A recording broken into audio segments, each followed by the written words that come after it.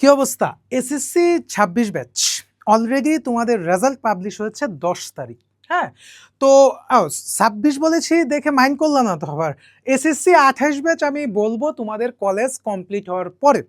কিন্তু অলরেডি তোমরা জানো এসএসসি ২৬ ব্যাচের যারা ভিডিওটা দেখছো বা আমাদের কোর্সের যারা ভিডিওটা দেখছো তারা জানো যে এখনো ক্যাট বাকি আছে, মানে কলেজ অ্যাডমিশন টেস্ট এইটা টোটালি বাকি আছে। তো আমরা চিন্তা করলাম ক্লাসবেলের পক্ষ থেকে তোমাদেরকে হচ্ছে কলেজ ভর্তির একটা সেরা প্রিপারেশন নেওয়াবো, কিন্তু সেটা ফ্রিতে। ঠিক আছে, এবং প্রত্যেকটা প্রশ্ন আমরা অ্যানালাইসিস করে পড়াবো যে কিভাবে পড়তে হবে, কি বিগত বছরগুলিতে কি টাইপের প্রশ্নগুলি মানে এসেছে। তুমি যেন একটা ফ্রুটফুল প্রিপারেশন যেন নিতে পারো এবং তোমার ভয়টা যেন দূর হয়। অলরেডি তোমরা জানো আমি যে কেমিস্ট্রি অংশটা পড়াই, তো আজকে আমি কেমিস্ট্রির সেই অংশগুলি নিয়ে তোমাদের সাথে কথা বলবো। প্রিয় শিক্ষার্থীরা, ক্লাসবেলের পক্ষ থেকে সকলকে স্বাগত জানাচ্ছি এবং নতুন যাত্রায় সকলকে জানাচ্ছি আন্তরিক অভিনন্দন।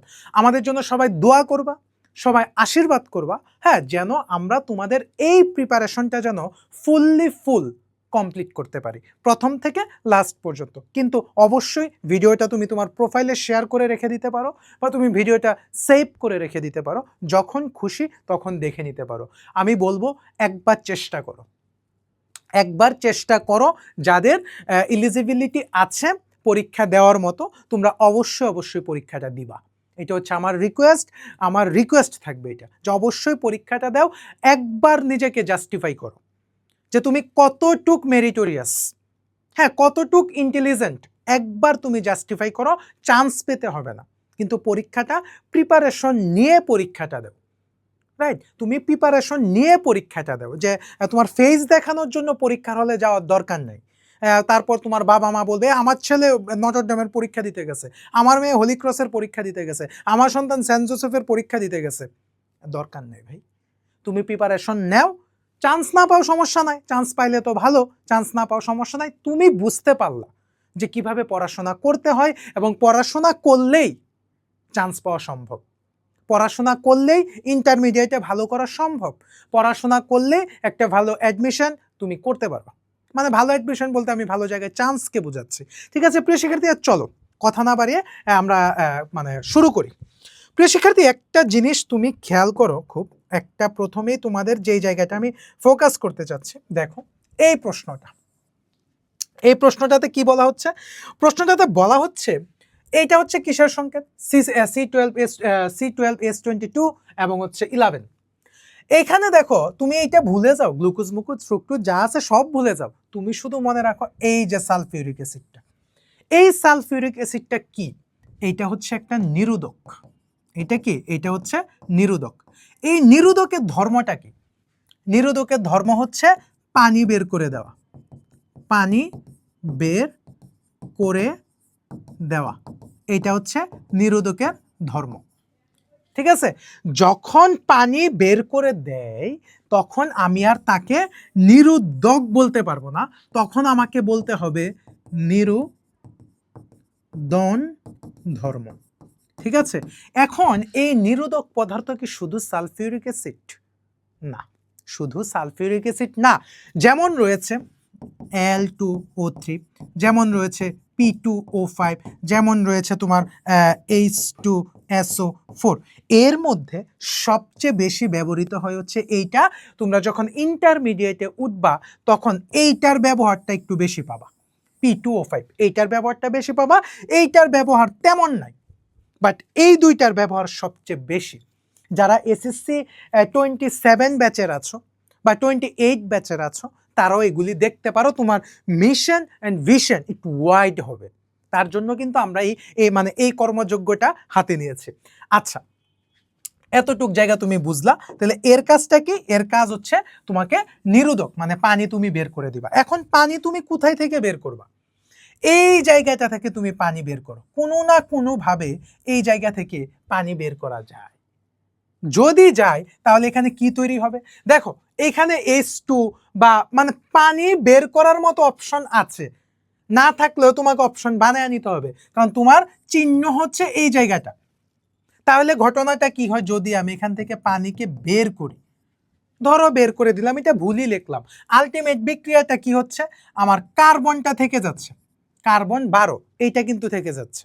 এবং তুমি খেয়াল করো আমি যে এখানে কার্বন 12 লিখে দিয়েছি, তুমি যদি বিক্রিয়াটা এইভাবে লেখো তাহলে কিন্তু একটু ভুল হবে, যার কারণে আমি আগে পানিটা বের করে তোমাকে দেখাইলাম।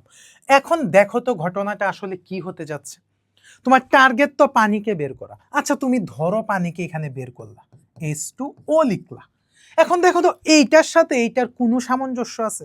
এখন তোমাকে সামঞ্জস্য করে নিতে হবে না, তুমি নর্মালি চিন্তা করো, এখন তোমাকে এইটা দ্বারা এইটাকে মিলাইতে হবে। তুমি যদি এইখানে 11 দাও, খেয়াল করো এইখানে যদি 11 দাও তাহলে দেখো 11 দোকানে কত, 22, এই যে 22 আছে। তারপরে এইখানে দেওয়ার অর্থ কি? এইখানে দেওয়ার অর্থ হচ্ছে এটা এও পাইছে, এটা এও পাইছে। তার মানে আলটিমেট স্ট্রাকচারটা কি এর মতো হচ্ছে না? H12 আর O11 এই স্ট্রাকচারটা হচ্ছে না? আমার টার্গেট তো এটাই ছিল, ইনটু এইখানে দিয়ে দাও H2SO4। তার মানে আলটিমেটলি স্ট্রাকচারটা কি দাঁড়াইলো? এখন যদি আমি একটু ক্লিয়ার করে লিখি, আলটিমেটলি স্ট্রাকচারটা দাঁড়াইলো হচ্ছে 12 কার্বন যোগ হচ্ছে H2SO4 ইন্টু 11, 11 লিখলাম আর কি, H2O। এখন দেখো এইটা হচ্ছে এই বিক্রিয়ার আনসার। ক্লিয়ার?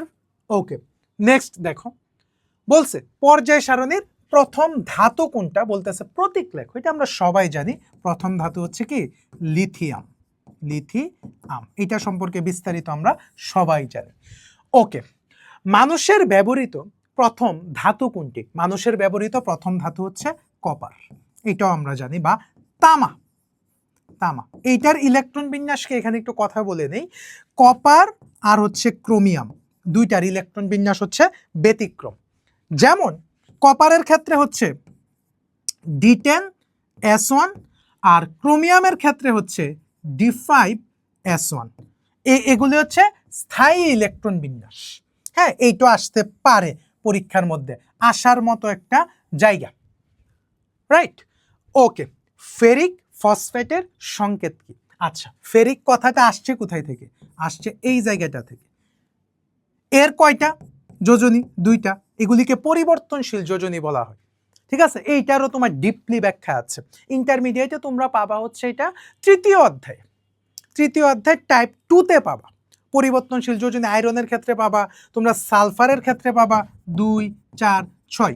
টোটালটাই নির্ভর করতেছে যে তুমি এটাকে উত্তেজিত করার পরে কতটুকু বেজোর ইলেকট্রন পাচ্ছ ডি অরবিটাল। হ্যাঁ, এগুলি আরো বিস্তারিত আছে, যেহেতু এত বিস্তারিত আসবে না আমি বলার জন্য বলছি। ওকে, তাহলে এইটার সংকেত কি? ফেরিক ফসফেটের সংকেত হচ্ছে FePO4। তুমি এটাকে এভাবে লিখে দিতে পারো।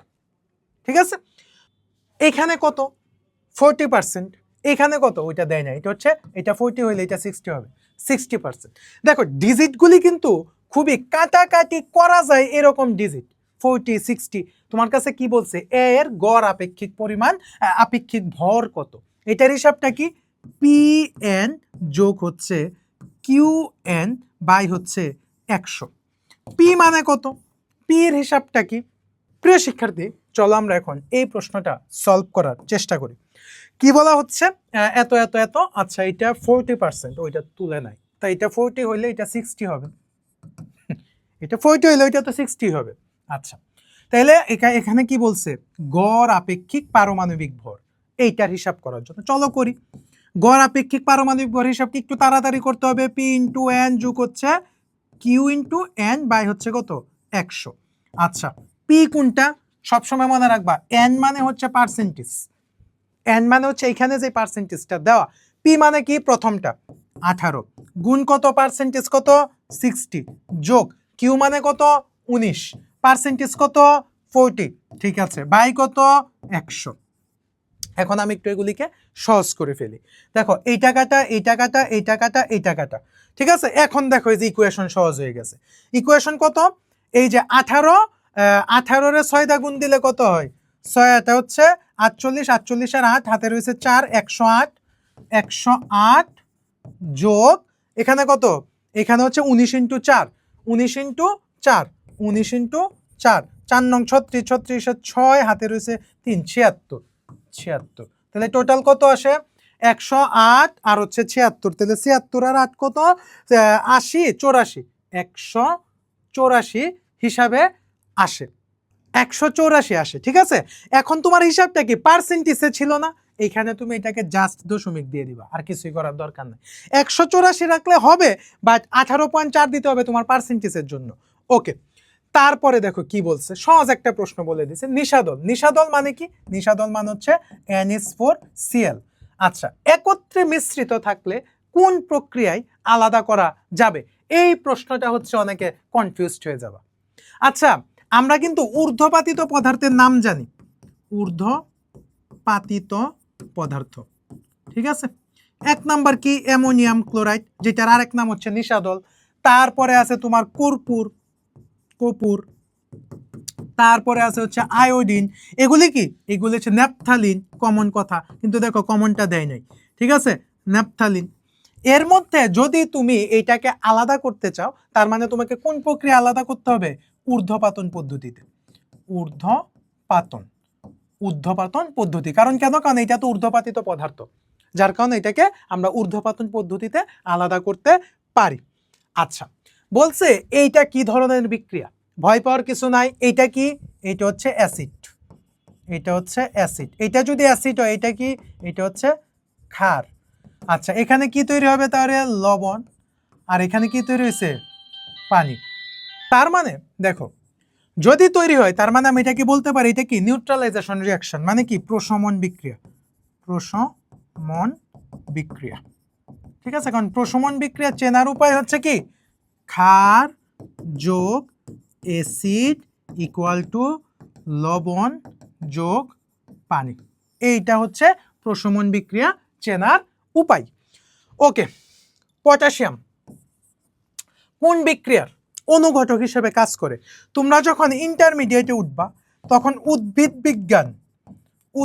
বিজ্ঞান মানে ফার্স্ট পার্ট বায়োলজির এখানে পাবা, এটার নবম অধ্যায়ে তোমরা পাবা উদ্ভিদ সারির তথ্য, এইখানে এই আলোচনাটা পাবা। এইটা হচ্ছে পটাশিয়াম কোন বিক্রিয়ার অনুঘটক হিসেবে কাজ করে? সে ক্লোরোফিল, ঠিক আছে, ক্লোরোফিল বিক্রিয়ার অনুঘটক হিসেবে সে কাজ করে, ঠিক আছে। ওকে, নেক্সট কে? আধুনিক রসায়নিক জনককে? অ্যান্টনি ল্যাভোইসিয়ে। দেখো প্রশ্নগুলি কিন্তু এত কঠিন না। অ্যান্টনি ল্যাভোইসিয়ে। ওকে, এটা নিয়ে আর কিছু বললাম না।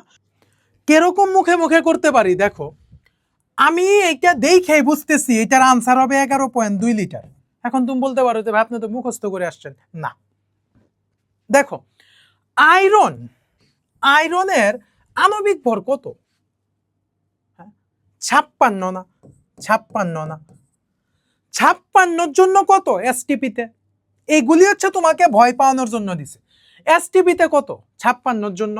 22.4 লিটার। এখন দেখো তো, 56 জন্য যদি 22.4 লিটার হয়, এইখানে তো 56 অর্ধেক হয়ে গেছে, মানে 28 হয়ে গেছে।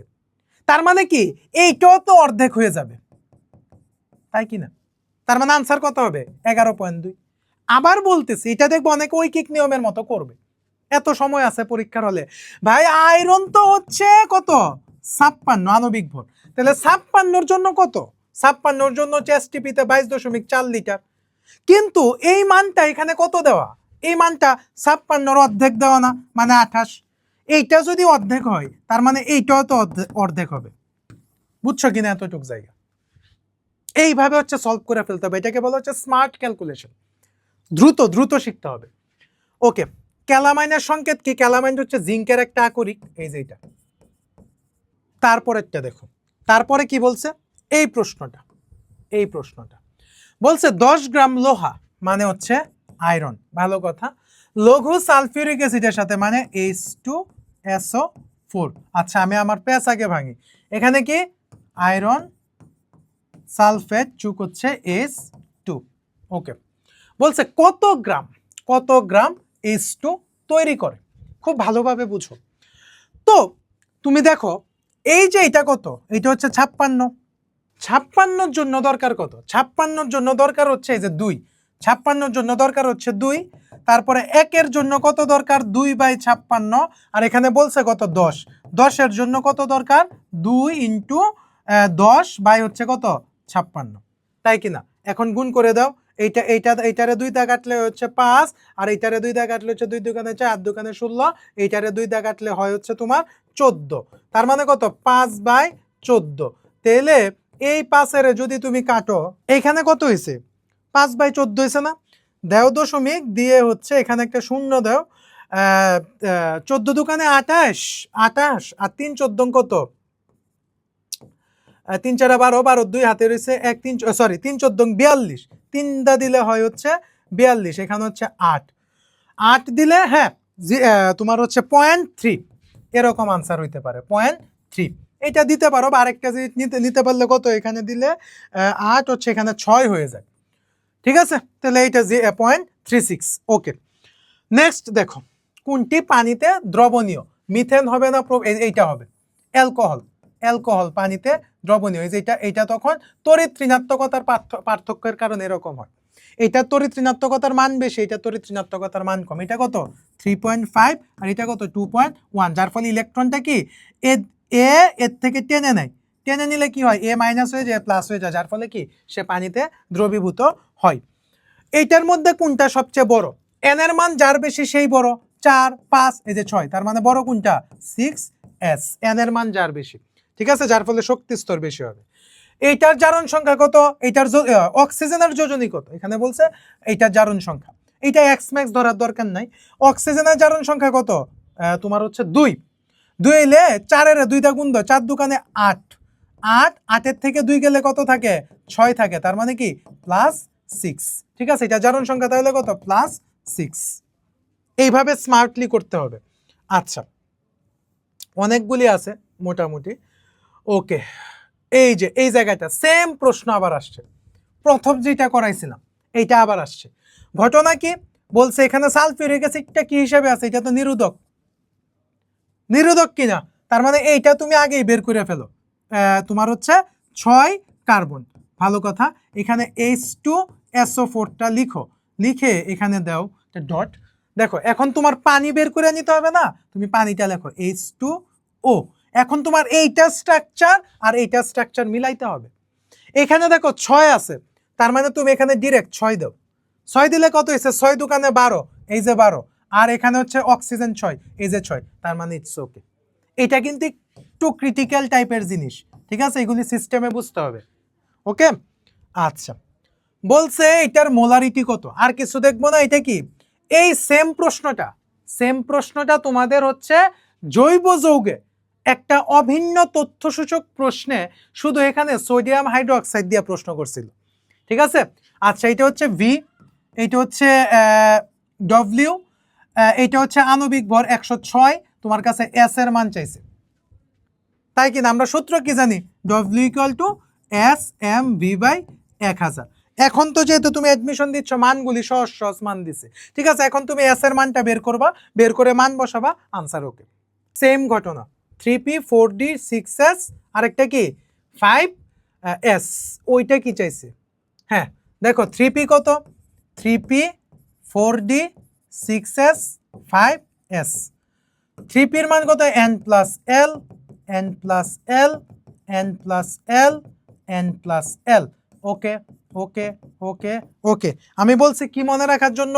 আমি বলছি s equal to 0, p equal to 1, d equal to 2, f equal to কত? 3, রাইট? এখানে n এর মান কত? 3, এখানে 4 এর মান, এটার মান কত? 4, এখানে n এর মান কত? 6, এখানে কত? 5, প্লাস প্লাস প্লাস প্লাস। ওকে, পি এর মান কত? 1, ডি এর মান কত? 2, এস এর মান কত? 0, এস এর মান কত? 0, 3 আর 1 কত? 4, 6 6 5। আর কিছু বলতে হবে?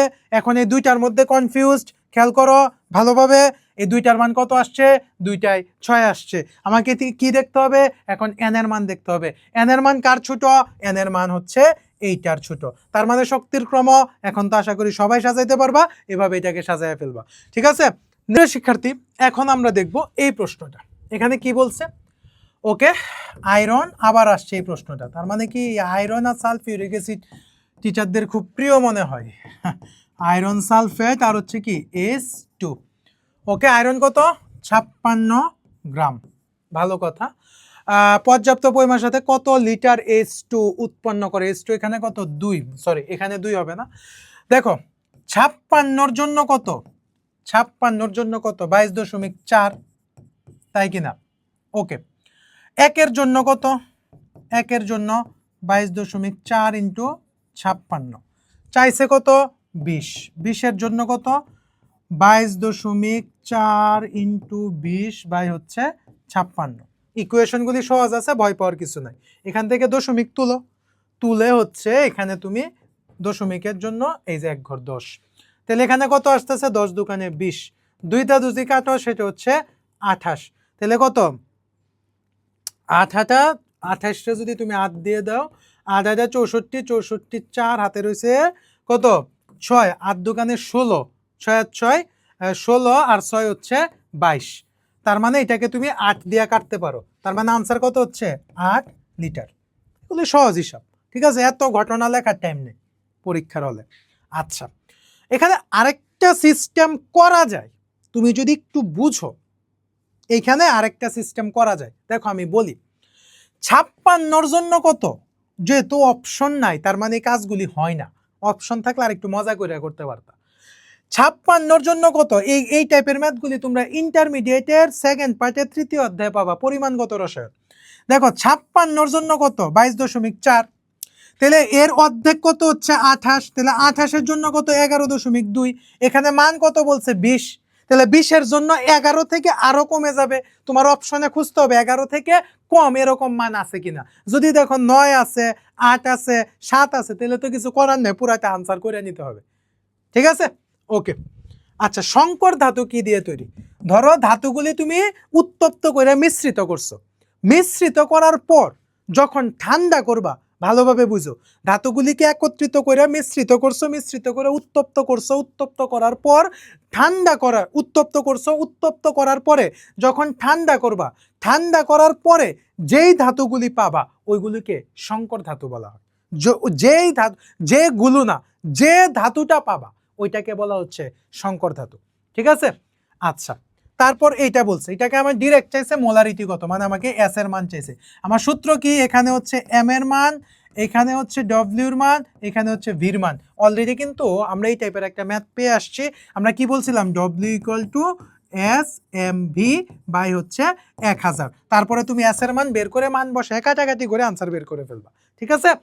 ওকে, সেম জিনিসকে আবার চাইছে এইটা, এইটা, এইটা, এইটা, পরিমাণ কত, তার মানে এখানে ডিরেক্ট ডব্লিউর মান চাইছে, ঠিক আছে?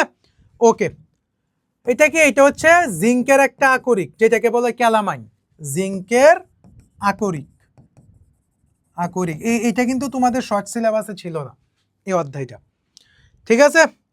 নিশাদলের সাথে HCl, নিশাদল মানে কি? একটা ঊর্ধ্বপাতিত পদার্থ, মানে কি? Ammonium chloride, NH4Cl। তার মানে কোন পদ্ধতিতে পৃথক করতে হবে? ঊর্ধ্বপাতন প্রক্রিয়ায় এটাকে পৃথক করে দিতে হবে। আচ্ছা, তারপরে দেখো অ্যালুমিনিয়াম ক্লোরাইডের মিশ্রণ কোন পদ্ধতিতে পৃথক করতে হবে? সেম ঘটনা, এটা একটা কি? লবণ, লবণকে একটা ঊর্ধ্বপাতিত পদার্থ না, তার মানে এটাকে কি? ঊর্ধ্বপাতন পদ্ধতিতে পৃথক করতে হবে। আচ্ছা, সেম ঘটনা আবার, এই যে এটার মিশ্রণ কোন পদ্ধতিতে পৃথক করতে হবে? ঊর্ধ্বপাতন পদ্ধতিতে পৃথক করতে হবে। পর্যায় সারণীর প্রথম কঠিন মৌল কোনটা? কঠিন মৌলটা হচ্ছে লিথিয়াম, ঠিক আছে? এই টাইপের প্রশ্নগুলি বিভিন্ন বৎসরে কিছু কিছু জায়গায় এসেছে, এখান থেকে কালেক্টেড করে আমার মনে হয়েছে এই জায়গাগুলি একটু ইম্পর্ট্যান্ট, যার কারণে এই প্রশ্নগুলি আমি আলোচনা করেছি। তুমি দেখো যে তুমি এগুলি পারো কিনা। যদি পারো, ইটস ওকে, তোমার প্রিপারেশন ভালো। সবাই সুস্থ থাকো, ভালো থাকো, নিরাপদে থাকো। অবশ্যই ক্লাসটা কমপ্লিট করে দিও, সেভ করে রাখো, পারলে তোমার আরেকটা বন্ধুকে শেয়ার করে দিও। সকলকে ধন্যবাদ।